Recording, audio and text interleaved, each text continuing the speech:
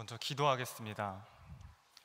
하나님, 이 부족하고 작은 종을 단 위에 세워 아버지의 말씀을 전하게 하시고 선포하게 하시니 감사합니다. 오늘 드려지는 이 예배가 하나님이 기뻐 받으시는 예배가 되게 하시고 하나님께 영광 올려드리는 예배가 되게 하여 주시옵소서. 이곳 가운데 임재하여 주시옵소서. 감사드리며 예수님의 이름으로 기도드립니다. 아멘. 안녕하십니까? 저는 유치부 부서를 맡은 권호승 전도사입니다. 오늘 저는 내 이름이 크게 될 것이라 라는 제목으로 말씀을 나누고자 합니다.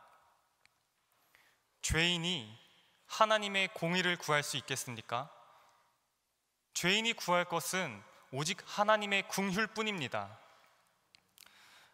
그런데 하나님께서 죄인인 우리를 긍휼히 여겨주셨습니다. 베드로전서 2장 10절 후반절의 말씀을 보면 전에는 긍휼을 얻지 못하였더니 이제는 긍휼을 얻은 자니라. 하나님께서는 우리를 긍휼히 여겨주셨습니다. 우리를 사랑해 주셨습니다. 그 앞절인 베드로전서 2장 9절 말씀을 읽어보면 하나님께서 우리에게 어떠한 긍휼을 베푸셨는지, 어떠한 은혜와 축복을 주셨는지 기록되어 있습니다. 함께 베드로전서 2장 9절 말씀을 읽도록 하겠습니다.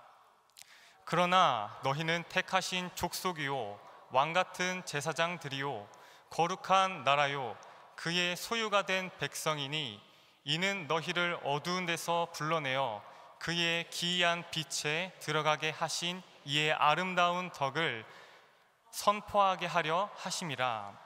아멘. 하나님께서는 우리를 택하신 족속이요 왕같은 제사장이며 거룩한 나라요 그의 소유된 백성으로 삼아 주셨습니다. 이 놀라운 은혜에 감사하며 특별히 왕같은 제사장으로 하나님을 예배하길 소망합니다. 오늘 본문은 하나님께서 특별히 제사장에게 말씀을 전하시기 위해 선지자 말라기를 보내셨습니다. 그리고 본문 마지막 절에는 오늘의 말씀 제목과 같이 내 이름이 크게 될 것이라 하나님께서 선포하셨습니다. 이는 단순히 하나님의 명성이 높아진다는 것을 넘어 하나님의 그 거룩함과 그 영광이 더욱 높임을 받으시고 그 존귀하심과 위대하심이 더욱 크게 된다라는 말씀입니다. 오늘 드려지는 이 예배가 하나님의 이름을 크게 하는 예배가 되길 소망합니다. 본문 내용의 이해를 위해 잠시 시대의 흐름을 살펴보면 기원전 586년 남유다 왕국은 바벨론에 의해 멸망하고 많은 유대인들이 포로로 끌려가게 되었습니다. 그러나 약 70년의 포로 생활 후에 바벨론이 페르시아 제국에게 멸망하자 페르시아의 고레스 왕이 유대인의 귀환을 허락하였고 이때부터 유대인의 귀환 시대가 시작되었습니다. 하나님은 유대 백성에게 스룹바벨을 통해 무너진 성전을 다시 세우시고 에스라를 통해 말씀과 신앙을 다시 일으키시며 느헤미야를 통해 성벽을 재건하셨습니다. 하나님은 이렇게 하나하나 무너진 것들을 다시 세우시며 그분의 백성을 회복시켜 주셨습니다. 성전도 세워졌고 말씀도 회복이 되었고 성벽도 재건이 되었습니다. 예배를 드릴 수 있는 모든 환경이 다 세워졌습니다. 그러나 하나님은 보이지 않는 예배의 중심과 마음이 무너져 있음을 보셨습니다. 그래서 하나님은 400년의 침묵을 하시기 전 구약의 마지막 선지자 말라기를 보내셔서 예배의 중심과 마음을 다시 세우길 원하셨습니다. 오늘 말씀을 통해 하나님이 찾으시는 이 참된 예배의 마음이 무엇인지 깊이 나누고자 합니다. 본문 6절에서 9절까지 이스라엘 제사장에 대해 집중적으로 이야기하시며 죄를 지적하시고 타락한 그들에게 심판을 선언하십니다. 이유는 그들이 하나님을 온전히 경외하지 않고 오히려 그 거룩한 이름을 더럽혔기 때문입니다. 그들은 하나님을 제사를 드리긴 했지만, 맡은 바 일을 감당해내긴 했지만, 흠 없고 순전한 제물이 아닌 병들고 다리를 저는 흠 있는 제물로 하나님을 제사하였습니다. 신명기와 레위기에서부터 동물이 희생되는 제사에는 흠이 있는 동물이라면 그것은 제물이 될 수 없다고 직접적으로 금지되어 있는 관습이 있었습니다. 이들이 그것을 절대 모를 수가 없습니다. 제사장은 성소의 거룩함을 지키며 사람들이 눈먼 짐승이나 다리를 저는 병든 짐승을 제물로 드리지 않게 하기 위해 모두 살피고 구별하는 책임이 있었습니다. 또한 그들은 이스라엘의 언약적 의무로 제사를 준비하며 하나님을 경외하는 일에 있어 가장 무겁고 중요한 책임을 맡은 자들이 바로 제사장들이었습니다. 그러나 하나님은 그 제사하는 일을 보시면서 그 제사장들이 하나님을 제사하는 일을 아주 가볍게 여겼습니다.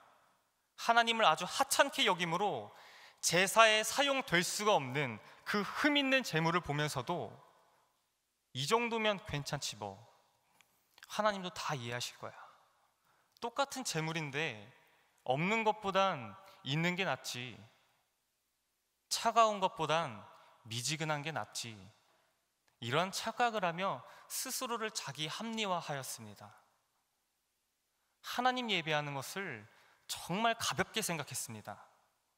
그래서 본문 6절에는 하나님께서 내 이름을 멸시하는 제사장들아 말씀하시는 것입니다. 여기서 멸시하다라는 히브리 원어를 살펴보게 되면 바자라는 의미로 가볍게 여기다, 하찮게 취급하다, 존중하지 않다, 무가치하게 생각하다라는 의미를 갖고 있는데, 그런데 말라기 1장 6절에는 이 단어의 분사형으로 기록된 것을 보아 이 제사장들은 어쩌다 한번 실수로 하나님을 가볍게 무시한 것이 아니라 습관적으로 반복적으로 하나님을 하찮게, 하나님을 아무것도, 하나님을 별것도 아닌 분으로 여겼다는 것을 알 수가 있습니다. 고대 근동에서 이 이름은 단순한 호칭을 넘어 존재 자체, 인격, 성품, 그의 능력, 그 전 존재, 그의 전 인격을 다 포함하는 것으로 여겼습니다. 그렇다면 이들은 하나님의 존재, 그의 능력, 그의 거룩하심, 그의 위대하심, 그의 전능하심, 그의 아름다우심, 그의 선하심을 습관적으로 반복적으로 하찮게, 귀찮게, 가볍게 생각했다는 것입니다. 그들이 멸시한 대상은 다름이 아닌 만군의 여호와 하나님이었다는 사실입니다. 하나님은 계속해서 말씀하십니다. 아들은 아버지를 공경하고 종은 그 주인을 공경하나 내가 너희의 아버지이고 내가 너희의 주인인데 나를 향한 공경함이 대체 어디 있느냐? 나를 두려워함이 대체 어디 있느냐? 이렇게 안타까운 마음으로 탄식과 책망을 하셨습니다.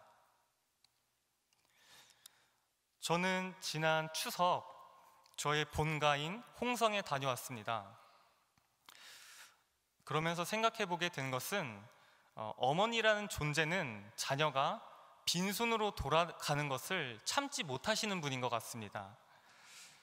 그래서 제가 좋아하는 과일과 반찬을 싸주셨는데 그 가운데 밤을 직접 찌셔서 껍질을 하나하나 까서 따로 담아두신 통이 있었습니다. 집으로 돌아온 저는 그것을 맛있게 먹고 냉장고에 넣어놨어야 했는데 식탁 위에 올려놨습니다. 속상하게도 시간이 지나자 그 밤들이 다 상해 있는 것입니다. 그런데 제가 그 밤을 가지고 와서 성도님들께 드린다고 한다면, 제가 성도님 드리려고 가지고 왔습니다 라고 한다면 성도님들께서는 대체 이 사람은 뭐 하는 사람인가 라는 생각을 하지 않으시겠습니까? 또 어떤 분은 마치 여름철에 모기를 보듯이 저를 바라보지 않으시겠습니까? 또 어떤 분은 누군가가 이를 보고 간 다음 물을 내리지 않은 그 화장실 변기 안에, 네, 여기까지만 말하겠습니다. 제가 전하고자 하는 말을 충분히 전달한 것 같습니다. 그런데 제가 그 상한 밤을 하나님께 드리라고 한다면 하나님은 어떠시겠습니까?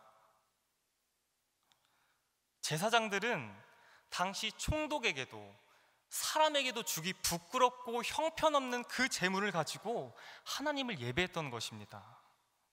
얼마나 하나님을 가볍게 생각하고 얼마나 하나님을 무시했는지 모릅니다.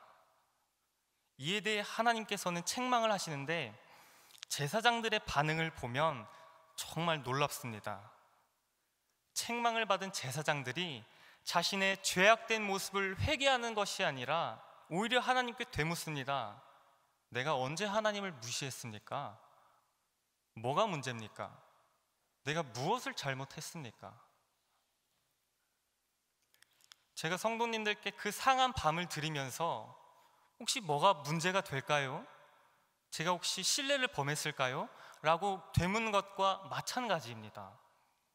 물론 저는 그 상한 밤을 드리지 않을 겁니다. 그들은, 이때 당시의 제사장들은 하나님의 이해만을 바라며 스스로를 합리화했습니다. 이들의 태도를 보면 하나님을 어떻게 생각하고 있는지가 보입니다. 우리의 모습과 우리의 마음을 되돌아보는 은혜가 있길 소망합니다. 형식만 갖춰진 예배를 드리진 않았는지, 조금이라도 내가 하나님을 가볍게 생각하진 않았는지, 하나님의 이해를 바라며 스스로 합리화를 하고 있진 않았는지 우리의 모습을 한번 되돌아보길 원합니다. 혹여나 우리의 예배의 중심과 우리의 마음이 무너져 있다면 오늘 다시 하나님께로 돌이켜 그분이 기뻐 받으시는 그 영광의 예배를 올려드리길 소망합니다. 이어서 10절 말씀을 함께 읽도록 하겠습니다. 본문 10절 말씀 함께 읽겠습니다.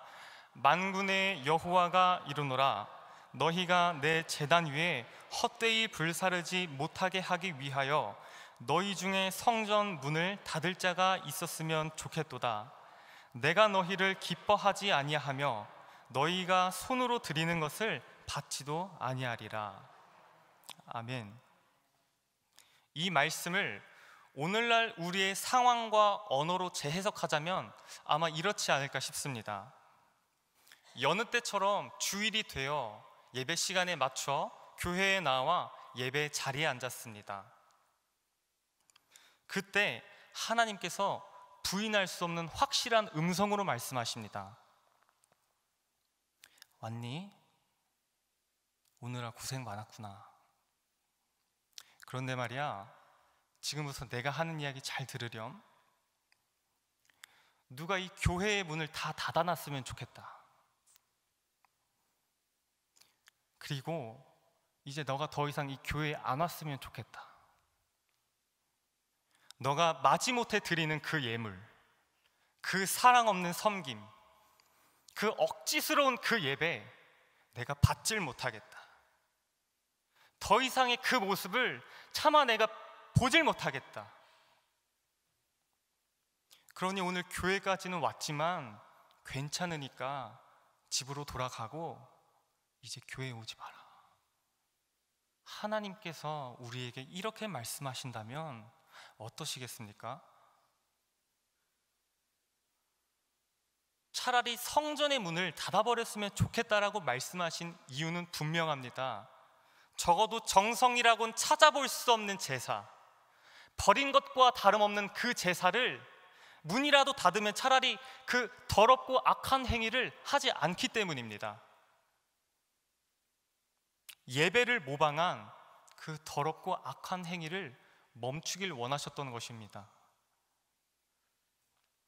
사랑하는 성도 여러분, 어떠한 형벌로 인한 두려움이 아니라 하나님을 정말 사랑하기 때문에, 하나님을 진짜 정말 사랑하기 때문에 두려워하길 소망합니다.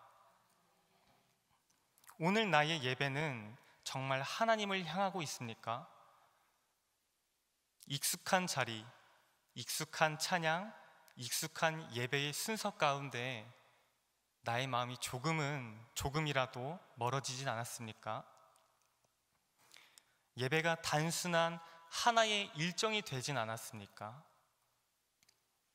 어쩌면 예배를 통해 그저 하나님께 축복만을 받고자 하는 마음이 있진 않으십니까? 호세아 6장 6절을 유진 피터슨의 메시지 성경으로 보면 하나님께서 이렇게 말씀하십니다. 함께 읽도록 하겠습니다. 내가 바라는 것은 너희의 변함없는 사랑이지 종교의 형식이 아니다. 내가 원하는 것은 너희가 하나님을 더 깊이 알기 원하는 마음이지 예배를 반복하는 습관이 아니다. 하나님께서 우리의 예배가 습관이 될 때 우리의 중심을 묻습니다. 너가 드리고 있는 그 예배가 정말 나를 향하고 있니? 정말 나를 더욱 알고자 하는 마음이 있니? 정말 나를 사랑하길 원하니? 우리의 예배의 중심 가운데 정말 하나님을 예배하고자 하는 거룩한 열정이 있길 소망합니다. 하나님을 더욱 알고자 하는 마음과 변함없는 사랑이 우리 마음 가운데 있길 소망합니다. 교회 안에서, 세상 속에서 우리에게 맡겨진 일들의 그 목적이 하나님의 영광이 되길 소망합니다. 이어서 본문 11절 말씀 함께 읽도록 하겠습니다. 시작. 만군의 여호와가 이르노라. 해 뜨는 곳에서부터 해 지는 곳까지의 이방 민족 중에서 내 이름이 크게 될 것이라. 각 처에서 내 이름을 위하여 분향하며 깨끗한 제물을 드리리니 이는 내 이름이 이방 민족 중에서 크게 될 것임이니라. 아멘. 해 뜨는 곳에서부터 해 지는 곳까지의 이방 민족 중에서 하나님 당신의 이름이 크게 될 것임이라 말씀하십니다. 이는 문자적으로 당시 사람들의 관점을 볼 때 동쪽 사해로부터 서쪽 지중해까지 이르는 것으로 생각을 해볼 수 있지만 이 표현은 온 세계를 이르는 표현입니다. 그러므로 이 표현은 온 세계에서 여호와의 이름이 크게 될 것이라 하나님께서 말씀하시는 것입니다. 그 의미, 그 성경 본문 가운데 이방 민족 중에서라고 말씀하십니다. 이방 민족 중에서라고 말씀하시는데 이 표현에는 두 가지의 의미가 있습니다. 첫 번째로 문맥적인 의미로 마지못해 드리는 제사, 버린 것과 다름이 없는 그 제사 차라리 이방 민족들에게 받겠다. 구약 시대의 이방인들은 하나님을 예배하지 않았습니다. 하나님께서 이방인들의 예배를 언급하신 것은 이스라엘의 예배가 얼마나 부패하고 얼마나 더럽혀졌는지를 비유적으로 강조하시기 위해 말씀하시는 것입니다. 그리고 불성실한 제사장들을 꾸짖는 책망의 말씀이며 수치를 주는 말씀입니다. 두 번째로 이 표현은 예언적인 의미로 장차 복음이 이방 민족에게까지 퍼질 것이라는 주님의 선언입니다. 때가 이르면 이방 민족이 여호와 하나님을 예배하게 될 것이며 하나님의 구원은 모든 이방 민족에게로 확장될 것이다. 그로 말미암아 이방 민족들 가운데서도 여호와의 이름이 크게 될 것이다. 하나님께서 말씀하신 것입니다. 우리가 복음을 전해야 하는 이유, 우리 주변에 있는 이들 가운데 아직 예수님을 믿지 않는 이들이 예수를 구주로 영접해야 하는 이유, 그들이 교회에 나와 하나님을 찬양하고 하나님을 예배해야 하는 이유는 그 사람의 예배를 통해, 그 사람의 찬양을 통해, 그 사람의 고백을 통해 하나님께서 영광 받으셔야 하기 때문입니다. 이 땅에서 우리가 바라본 복음은 여호와 샬롬, 평화입니다. 이 땅 가운데서 우리가 바라본 복음은 하나님과의 온전한 관계 회복, 죄의 용서, 영원한 생명, 하늘 소망입니다. 그런데 하늘에서 바라본 복음은, 따라해 주시면 감사하겠습니다, 하나님의 영광입니다. 구원받은 우리가 하나님의 이름을 높이며 칭송하는 것, 그로 인해 하나님이 거룩히 여김을 받으시며 하나님이 영광 받으시는 것입니다. 하나님의 이름이 온 세계 가운데 더욱 크게 되는 것입니다. 누가복음 2장 14절 말씀을 한 목소리를 함께 읽도록 하겠습니다. 누가복음 2장 14절 말씀입니다. 시작. 지극히 높은 곳에서는 하나님께 영광이요, 땅에서는 하나님이 기뻐하신 사람들 중에 평화로다 하리나. 아멘. 땅에서 바라본 복음은 평화입니다. 하늘에서 바라본 복음은 영광입니다.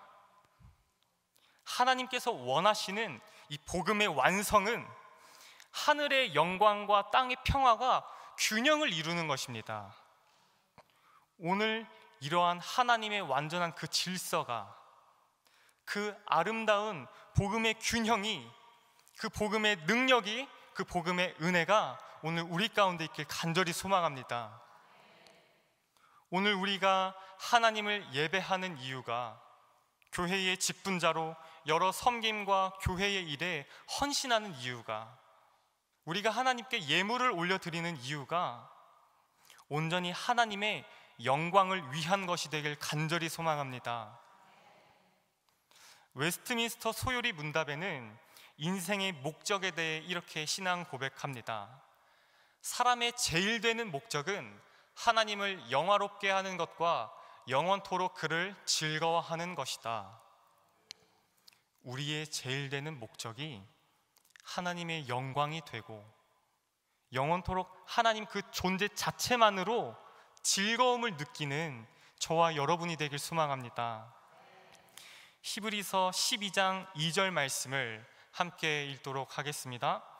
믿음의 주요 또 온전하게 하시는 이인 예수를 바라보자. 그는 그 앞에 있는 기쁨을 위하여 십자가를 참으사 부끄러움을 개의치 아니하시더니 하나님 보좌 우편에 앉으셨느니라. 아멘. 예수님께서는 그 앞에 놓여있는 그 기쁨을 위해서 십자가를 참으사 부끄러움을 개의치 아니하셨다 기록되어 있습니다. 예수님께서 바라보신 기쁨이 무엇입니까? 예수님께서 무엇을 기뻐하셨습니까? 하나님의 영광을 기뻐하셨습니다.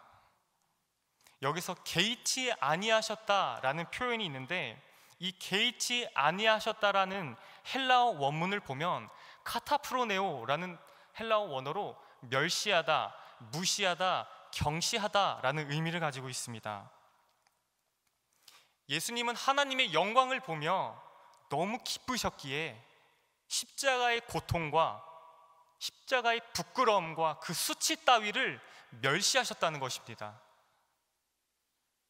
그만큼 예수님은 하나님의 영광을 정말 기뻐하셨습니다. 그 기쁨이 오늘 우리 마음 가운데 있길 소망합니다. 그 기쁨이 오늘 우리 예배 가운데 있길 소망합니다. 제사장들은 하나님을 습관적으로 무시했지만 예수님은 하나님의 영광이라면 그 어떤 것이든 멸시하셨습니다. 제사장처럼 하나님을 무시하시겠습니까? 아니면 예수님처럼 하나님의 영광을 가리는 것을 멸시하시겠습니까?